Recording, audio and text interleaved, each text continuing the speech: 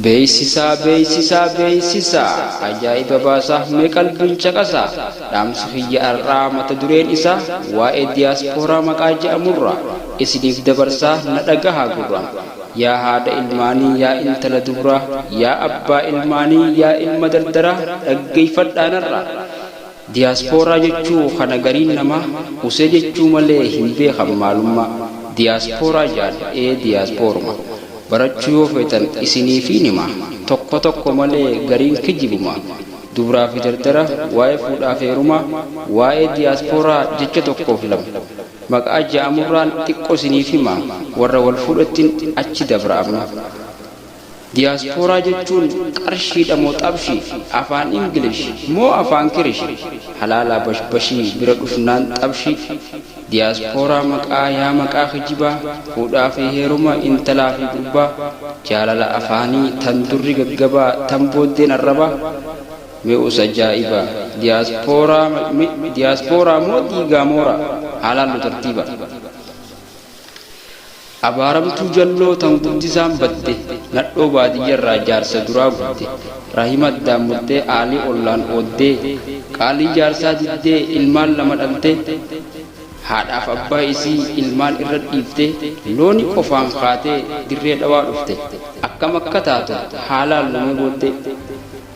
Inninis falfalaa abaaramaa jalla hajaartii meeqaatan fuudhee hiikadhalaa ha qabeenya warraa nyaatee fixa jalaa hunda gurguratee ra'ee horii hoolaa haadhaaf abbaa deessee isaan dhaabee qullaa osoo abaaramuu ganamaa galgala looni qofaan dirree dhawaa dhufe miilaan. Akkuma dubbanne reefu waa'ee intalaa gurbaa kanas booddee isaa meen ilaalla. Qaxxaamuraan dhufee qafirattiif darbe guyyaa lama sadii booda hattuu saayiba dhibdee gubbaan ammaas mataan seene dhibe eega waliin gahee hannaan biyya gube jiruu kophaa tana jiraachuu dadhabe ja'aan saayiba isaatiin jaalalaan na qabe tiyyaa bareedduu takka laaleetiin sossobee likki janaajjanee isitti hijibee dawwalee hojje'ee yaamee fida qabee.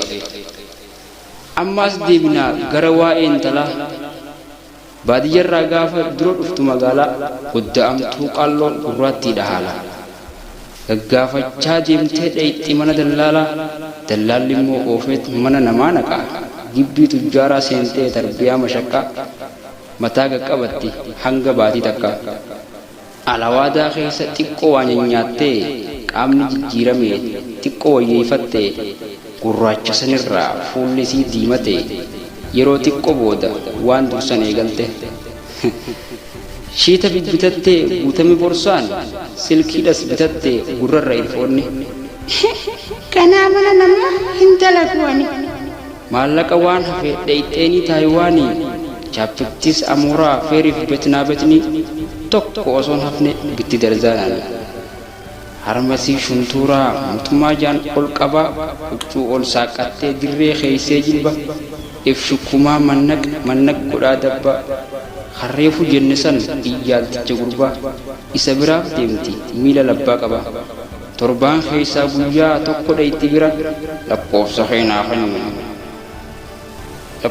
keenaa kenni ja'aan mee wal barra kaysii kenneetiif kaysaa kenneetiif kaysii fuula irraa.